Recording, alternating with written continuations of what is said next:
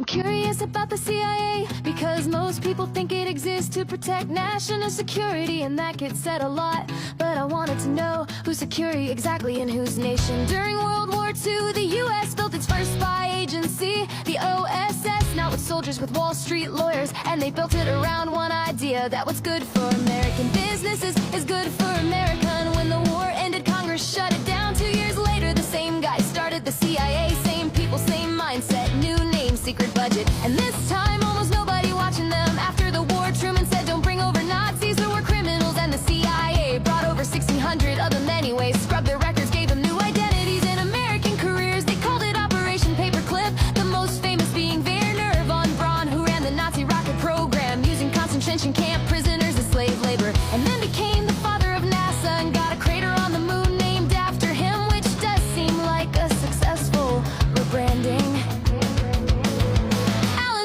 CIA from 1953 to 1961. His brother was running the State Department at the same time, and both of them had personal and financial ties to the United Fruit Company. So when Guatemala's elected president tried to give farmland back to his people, and that United Fruit claimed the CIA did it, coup, 200,000 Guatemalans died in the civil war that followed, and United Fruit kept its land because apparently that's what we were calling national security. When McCarthy tried to look into the CIA, Dulles broke into his Senate office, fed him fake intelligence, and ran the story through Operation Mockingbird, a network of journalists on the CIA payroll at 25 American newspapers and wire agencies. And when the press still got too close, they just wiretapped the journalists directly 24 hours a day and kept a list of every senator, every White House aide, every Pentagon source who was still talking.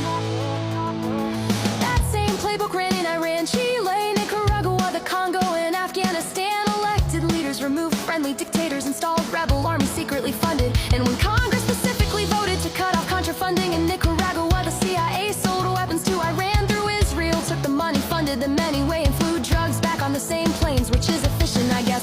From the very beginning, the CIA had a secret arrangement with Israeli intelligence, run for 20 years by one man, James Angleton, who was all supposed to be the person protecting the US from foreign spies. And when he died, the heads of Mossad and Shin Bet gathered in secret in Jerusalem to lay a memorial stone that reads in memory of a dear friend. When any of this got looked into, the same people kept coming up. The CIA planned the Bay of Pigs invasion of Cuba, told Kennedy it would work, it didn't, and Kennedy fired Dulles for it, then told the people around him he wanted to splinter the CIA into 1,000 pieces and scatter it to the winds. He was assassinated the following year. Lyndon Johnson appointed the man Kennedy fired to lead the official investigation into Kennedy's assassination.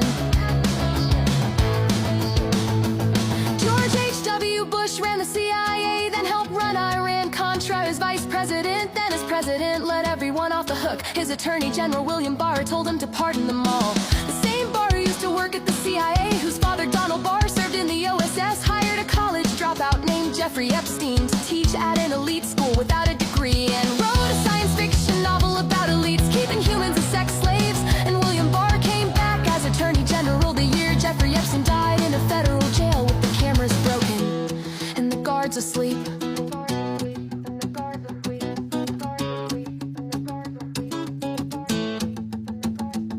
So just to recap, Wall Street lawyers built a spy agency and called it national security. 1,600 Nazis got new American careers and called it science. The CIA ran a media network to control what Americans believed and called it journalism. They did coups on 4 continents for corporate interests and called it democracy. They ran weapons and drugs when Congress said no and called it off the books. And the same families have been running and covering for it for 70 years and calling it public service. And now the Epstein files are out and half of them are still missing or heavily redacted, and they're calling it compliance. Oversight is being dismantled and they're calling it efficiency. And the people asking questions are being called the threat.